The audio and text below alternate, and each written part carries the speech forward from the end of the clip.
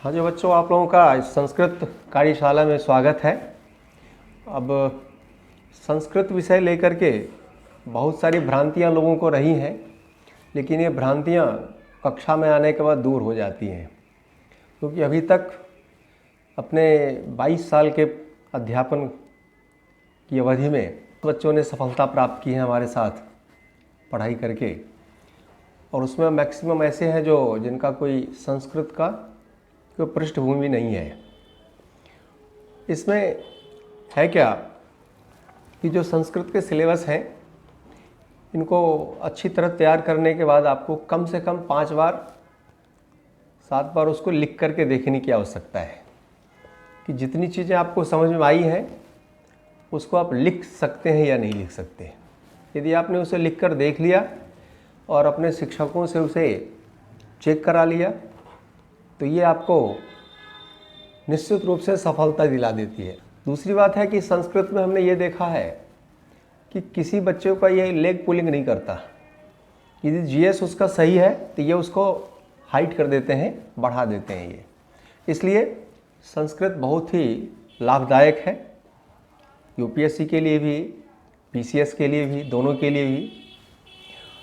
दूसरी जो इसकी सबसे बड़ी विशेषता है जो लोगों को समझ में नहीं आती है, पूरे सिलेबस में एथिक्स के इतने पार्ट भरे पड़े हैं कि जब आप जीएस 4 एथिक्स का आंसर देने जाते हैं तो आपके पास एक्स्ट्रा मटेरियल होता है, चांस होते हैं, और उसके कारण से आप तकरीबन 10 नंबर 15 नंबर आप इंक्रीज कर सकते हैं उसमें। ये एक एडिशनल लाभ है उसका। एक और भी इसमें लाभ है कि जो जनरल एसीए का पेपर होता है वो संस्कृत के बच्चे जब उसमें एग्ज़ाम देते हैं तो निश्चित रूप से उसमें भी उनको 10% का लाभ मिलता है। इसलिए इसमें देखने की ज़रूरत है। मैं संक्षिप्त से आपको पहले सिलेबस के बारे में बता देता हूँ कि सिलेबस में आपको करना क्या चाहिए। इस पूरे सिलेबस में 2 पत्र हैं और दोनों पत्र में 5-5 प्रश्नों का उत्तर आपको लिखना है। जो पहला पत्र है उसमें प्रश्न नंबर 1 और 5 ये दोनों कंपलसरी है और दोनों संस्कृत में लिखने हैं। इसके अतिरिक्त आप अपनी भाषा में इसका उत्तर लिख सकते हैं, चाहे अंग्रेजी में लिखें या हिंदी में लिखें। जो संस्कृत लिखने हैं इसमें वो भी कोई याद करके नहीं लिखना है, बहुत ही आसान तरीका है संस्कृत सीखने का।